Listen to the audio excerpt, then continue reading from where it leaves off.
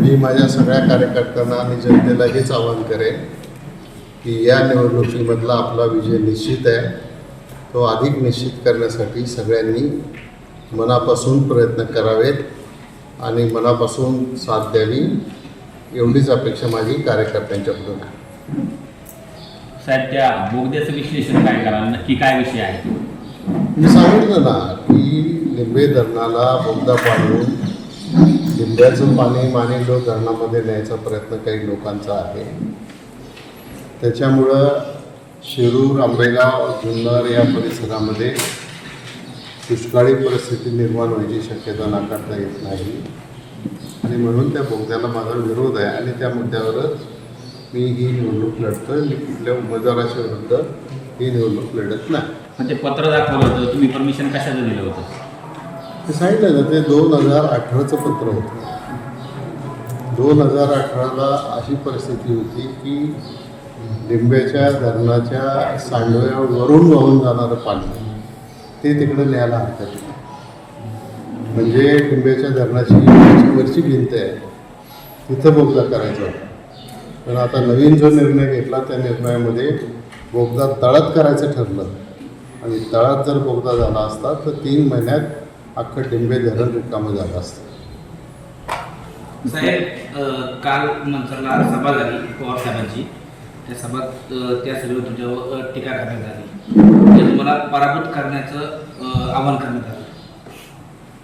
निवडणुकीमध्ये प्रचार सभेमध्ये आपण नेहमी विरोधी उमेदवाराला पराभूत करा आणि आमच्या उमेदवाराला निवडून द्या असंच आवाहन करतो आणि तसंच आवाहन कदाचित त्यांनी केलं असेल. कोणाला निवडून द्या हे काही कळलं नाही.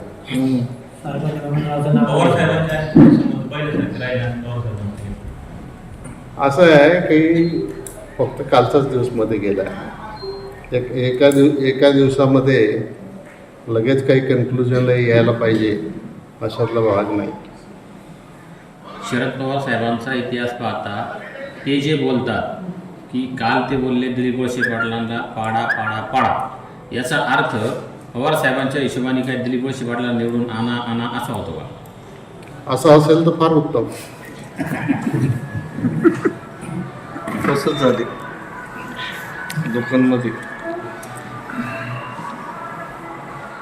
ते इतके तुम्हाला गद्दार वगैरे शब्द बोलले, त्यावर तुमचं मत काय आहे? तुम्ही त्याचं उत्तर काय द्या? तर त्याचं उत्तर मी सांगितलं ना. ही काय व्यक्तिगत केलेली कुठली कृती नाही आहे. पक्षाच्या बैठकीमध्ये सार्वजनिकरित्या झालेला हा निर्णय आहे आणि त्या निर्णयाच्या बरोबर मी पक्षाच्या अन्य आमदारांबरोबर नेत्यांच्याबरोबर राहिलेला आहे आणि त्यामुळं हा विषय मला तितकासा महत्त्वाचा वाटत नाही. आम्ही एकत्रितपणाने निर्णय घेतला आहे, पक्षाने एकत्र निर्णय घेतला आहे, एवढाच त्याचा अर्थ आहे. आम्ही खरं ज्या मुद्द्यावरती निवडणूक घेतली फिरती आणि प्रचार ज्या मुद्द्यावर चालू आहे त्या लिंबे धरण बोगद्यावरती पवारसाहेब काहीच बोललेले नाही आहेत. नाही, पवारसाहेब नाही बोलले, पण काल रोहित पवार काही बोलले.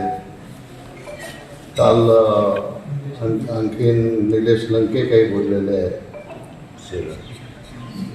ते आज घनश्याम शेलार काही बोललेले आहेत आणि सगळ्यांनी सांगितलं आम्ही बोगदा करणार म्हणजे करणार साहेब, आणि आपला त्याला विरोध आहे.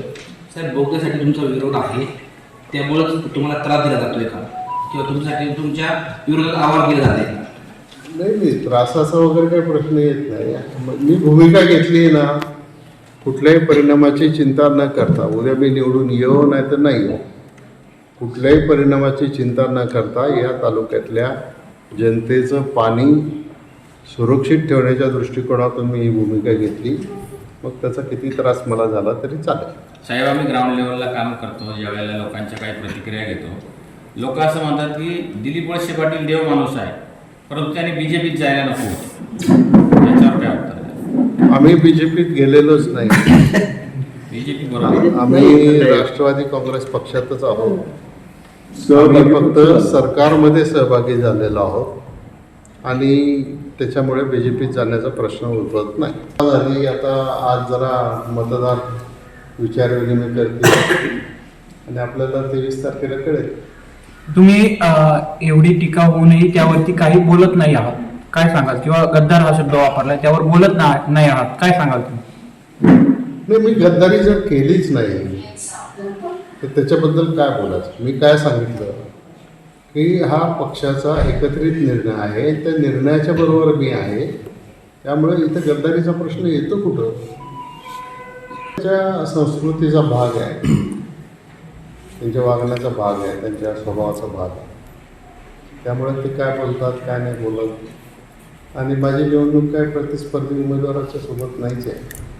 माझी निवडणूक जी आहे ही या शिरूर आंबेगावच्या पाण्याच्या प्रश्नावर आहे. साहेब, जो आपला बोगदा करून तिकडं जामखेड कर्जतला पाणी नाही आले, त्यावर जे विरोधी उमेदवार आहे देवदत्ताचे निकम साहेब, हे स्पष्ट भूमिका का करत नाही?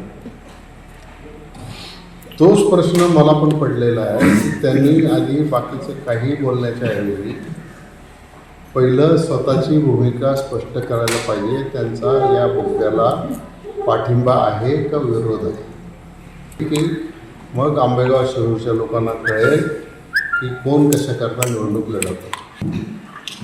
निवडणूक अजिबात टफ नाही, सगळ्यांचं प्रेम तेवढंच आहे आणि निवडणूक अवघड नाही. निवडणूक सहज सोपी आहे आणि सगळ्यांचा पाठिंबा मिळतो आहे.